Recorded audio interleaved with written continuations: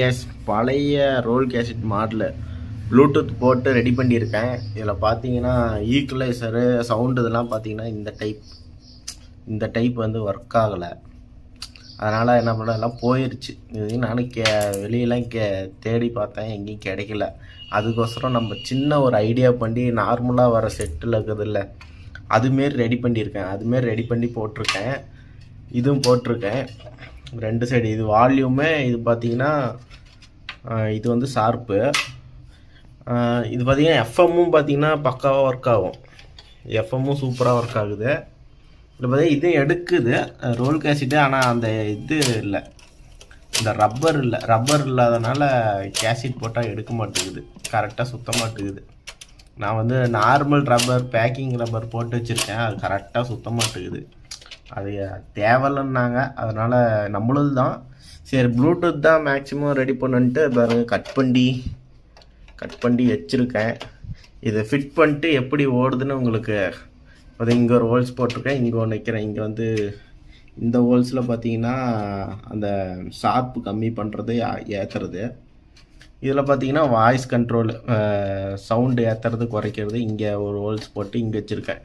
ஏன்னா இங்கே 2 கண்ட்ரோல் இருக்குது, உங்களுக்கு தெரியுதான்னு தெரில. 2 கண்ட்ரோல் பார்த்தீங்கன்னா தெரியும், 2 ஸ்லாட்டு. அது 2மே போயிடுச்சு. அதனால் இப்படி போட்டிருக்கேன். அது ஃபிட் பண்ணிட்டு எப்படி ஒர்க் ஆகுதுன்னு பார்க்கலாம். இப்போதைக்கு ஒரு டெஸ்டிங் போடுறேன். இதில் இருக்கிறத மாற்றணும், எஃப்எம்லேருந்து சென்டருக்கு மாற்றிட்டு இங்கே சவுண்டு வைக்கணும். இதில் சவுண்டு வச்சோம் பார்த்தீங்கன்னா எடுக்குது, பார்த்தீங்க கைஸ்.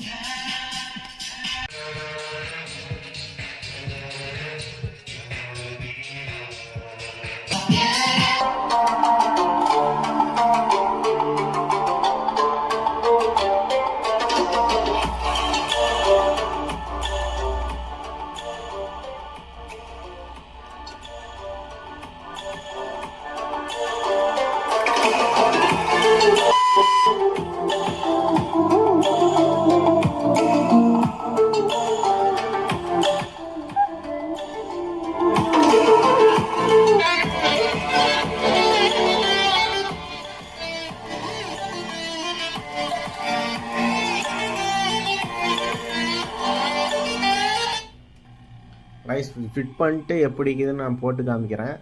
இதுமாரி இந்த செட்டு செஞ்சதுக்கு எப்படி இருக்குதுன்னு கமெண்ட் பண்ணுங்கள். நான் இது ஃபிட் பண்ணிட்டு நான் உங்களுக்கு காமிக்கிறேன் எப்படி அவுட்புட் இருக்குது. வெளியே ஃபிட் பண்ணால் எந்தமாரி லுக் இருக்குதுன்னு பார்க்கலாம். ரைஸ் பார்த்தீங்கன்னா ஃபுல்லாக அசம்பிள் பண்ணி